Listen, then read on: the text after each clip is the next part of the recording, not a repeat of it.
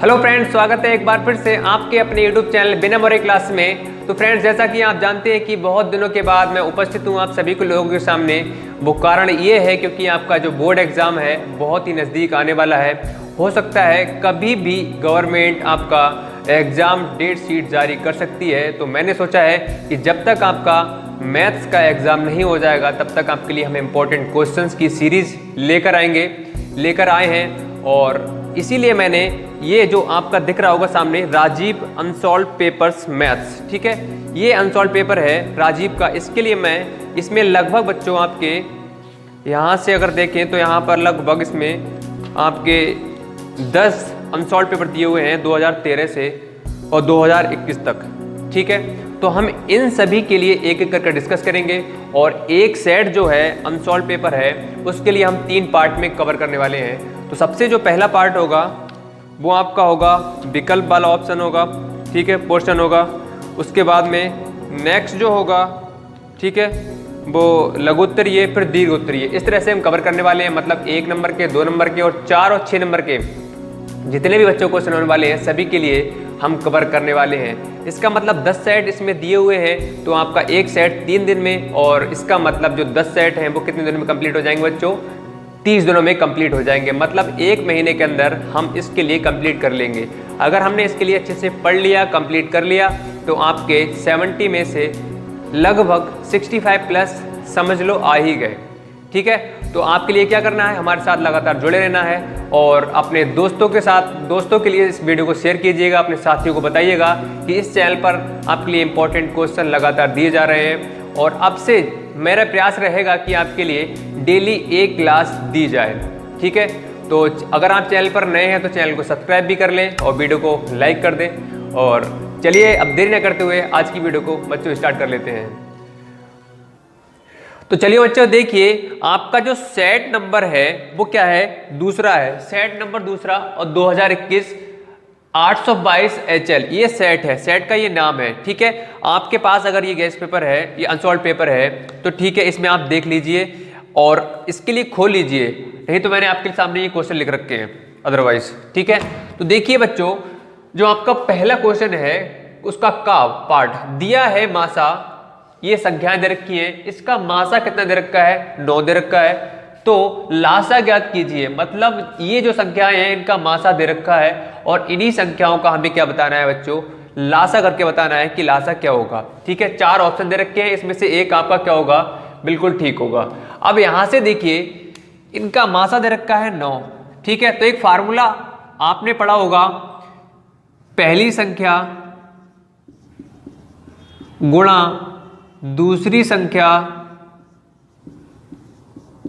बराबर क्या होता है बच्चों?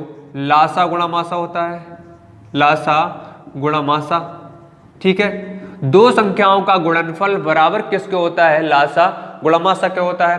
अब यहां पर देखिए पहली संख्या यहां पर कितनी है? 99 मल्टीप्लाई दूसरी संख्या कितनी है यहां पर बच्चों? देखिए 153 है, ठीक है, बराबर। और लासा क्या है बच्चों? हमें निकालना है इन संख्याओं का, ठीक है। और मासा दे रखा है, कितना दे रखा है बच्चों?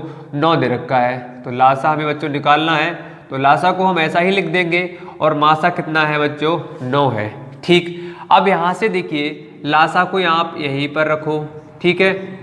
इसे आप इधर लेकर आओगे तो क्या हो जाएगा बच्चों?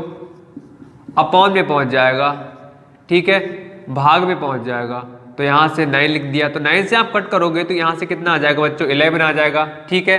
तो यहाँ से लासा जो है बच्चों आपका कितना आ जाएगा? आप मल्टीप्लाई करोगे 11 तिया 33, 11 पंजे 55 और 55 और 3 कितने होते हैं? 58 और 11 एकम 11 और 5 कितने होते हैं? 16।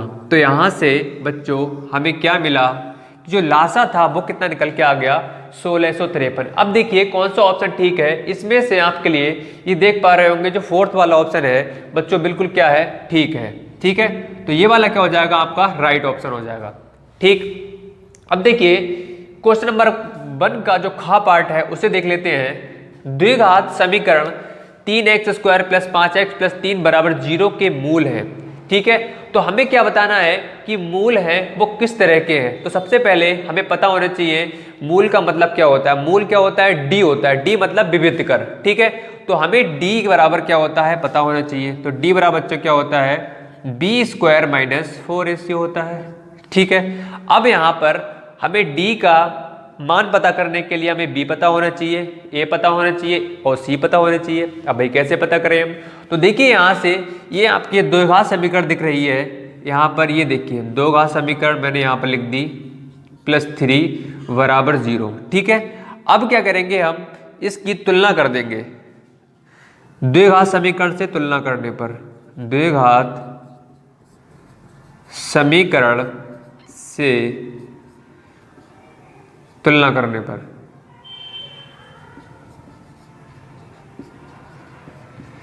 तो यहां पर क्या होता है, ax² plus bx plus c equal to 0 होता है, ठीक है। अब यहां पर देखिए 3x² प्लस b कितना है यहाँ पर 5x प्लस c कितना है यहाँ पर 3 बराबर 0। अगर बच्चों यहाँ पर अगर हम तुलना करना चाहें तो x² मतलब x² का गुणांक क्या होता है, यहाँ पर a दे रखा है, मतलब a की प्लेस पर क्या है बच्चों 3 है। तो a की जो वैल्यू हो जाएगी बच्चों क्या हो जाएगी, यहाँ से हमें 3 मिल जाएगी। और x² का जो गुणांक है वो b है, तो b की वैल्यू कितनी मिल जाएगी बच्चों, यहाँ से 5 मिल जाएगी, ठीक है। क्लियर हो पा रहा है सभी के लिए। और c क्या है, एक अचर पद है, तो वहां पर क्या हो जाएगा आपका c की जो वैल्यू है बच्चों कितनी हो जाएगी, 3 हो जाएगी। क्लियर हो गया। अब हमें a, b और c के मान पता लग गए, ठीक है। तो अब हम क्या करेंगे, a, b, c के मान इसमें पुट कर देंगे। तो d is equal to b की वैल्यू कितनी है 5, तो 5 का स्क्वायर कितना हो जाएगा 25 माइनस 4 और a कितना है 3, ठीक है। और c कितना है बच्चों 3। क्लियर अभी सभी के लिए। तो यहां से 25 माइनस 4 होती है 12 होती है 36 हो जाएगा, ठीक है। तो यहां से इधर देखिए तो d बराबर क्या आ जाएगा 25 में से ये प्लस का हो ये माइनस का है, तो माइनस का ज्यादा है तो माइनस के 11 बचेगा, ठीक है। इसका मतलब क्या है, जो d है आपका विविधकर है वो 0 से छोटा है, ठीक है, ठीक है। अब यहाँ पर देखिए 0 से क्या है छोटा है। और ऑप्शन देखिए यहाँ पर वास्तविक तथा बराबर ये वाला भी नहीं होगा, वास्तविक तथा भिन्न ये वाला भी नहीं होगा, वास्तविक नहीं है, ठीक है। तो ये वाला जो ऑप्शन है बिल्कुल ठीक हो जाएगा, मतलब यहाँ पर वास्तविक नहीं है या कल्पना इसकी हम कर सकते हैं, ठीक है। तो ये वाला जो ऑप्शन है बिल्कुल ठीक हो जाएगा। अब बच्चों इसी तरह से अब बढ़ते हैं हम नेक्स्ट पार्ट पर, पार्ट नंबर ग। चलिए भाई नेक्स्ट क्वेश्चन जो है पार्ट नंबर ग, इसे देख लेते हैं। बिंदु दे रखे हैं और एक ये बिंदु दे रखा है, कह रहे हैं इसके बीच की दूरी ज्ञात करिए, ठीक है। तो एक बिंदु ये है, एक बिंदु ये है, मतलब 2 बिंदु दे रखे हैं। इसका मतलब 2 बिंदुओं के बीच की जो दूरी का फार्मूला होता है बच्चों जो आपने पढ़ा होगा वहां वो यहाँ पर अगर हम लगा देंगे तो आपका दूरी निकल कर आ जाएगी।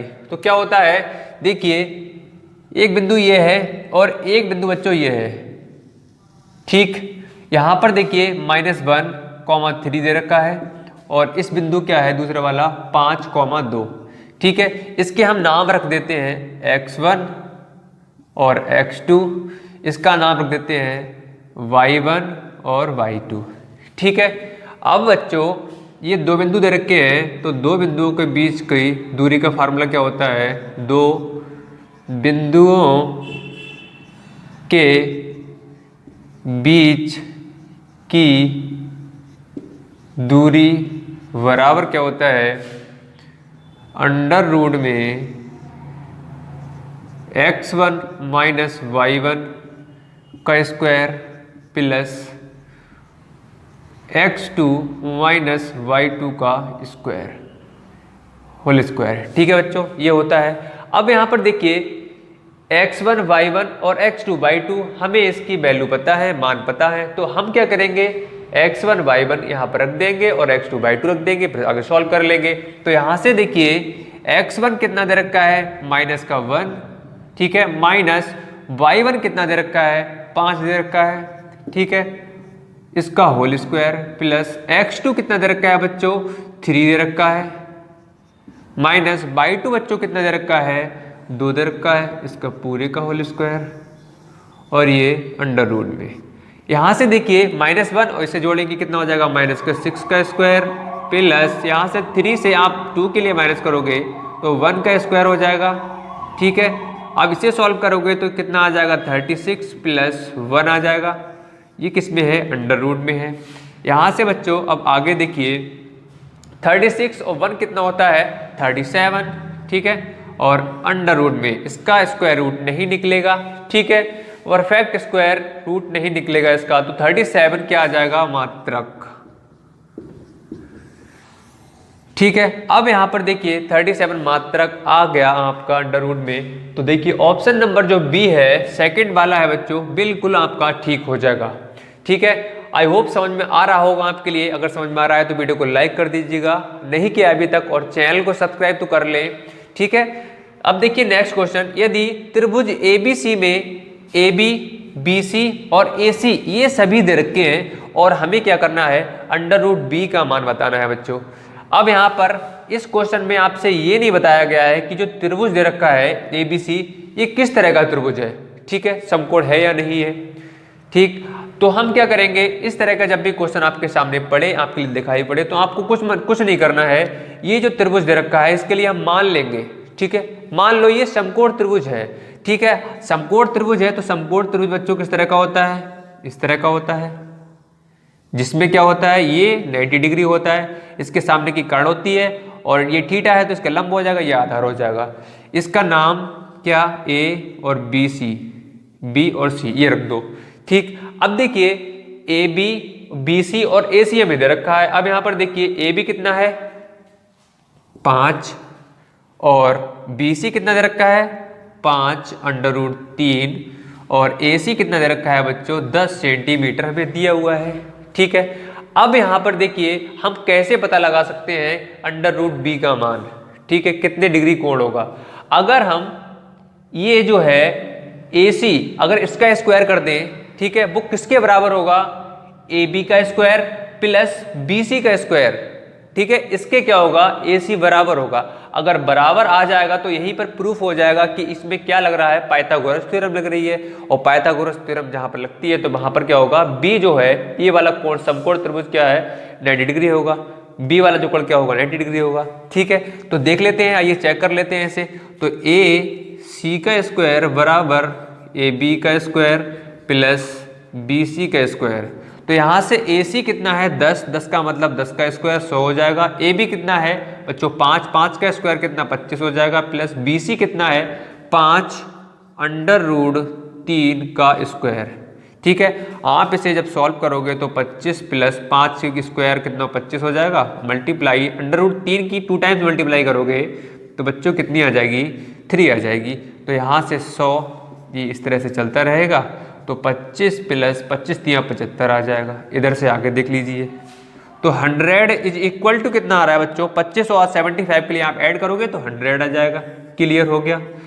अब यहाँ से देखिए जो आपकी AC स्क्वायर और ये वाला जो पार्ट था, दोनों क्या इक्वल आ रहे हैं, इक्वल आ रहे हैं। इसका मतलब क्या है, इसमें पाइथागोरस थ्योरम अप्लाई हो रही है।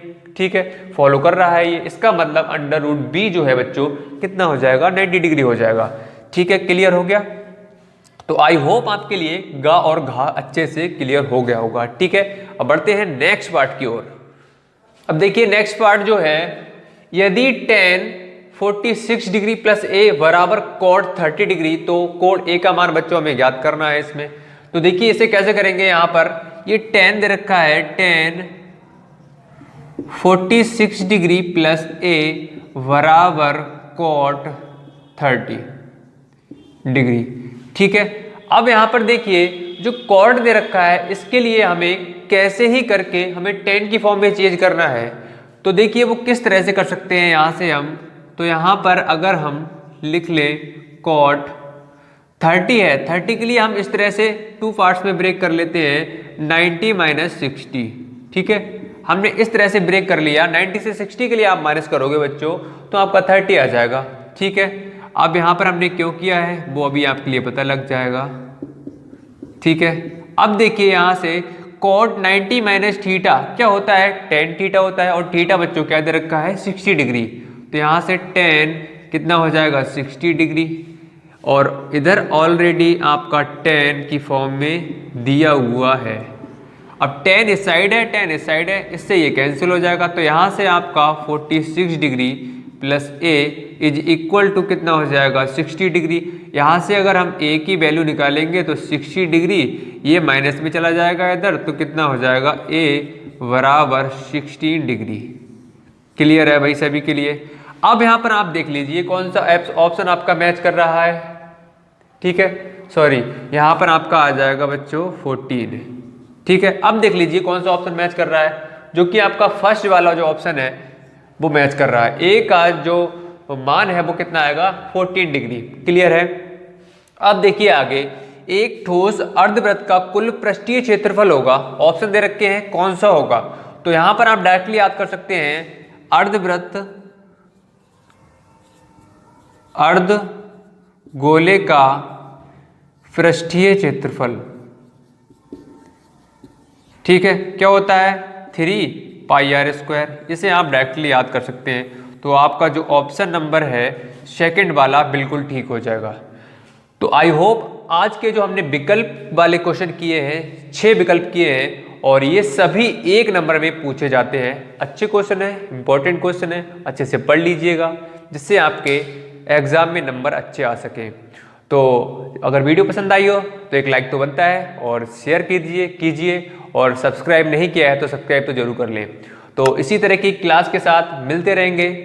तो मिलते हैं नई वीडियो के साथ में, नई क्लास के साथ में, इंपॉर्टेंट क्वेश्चंस के साथ में डेली। तब तक के लिए bye bye and take care.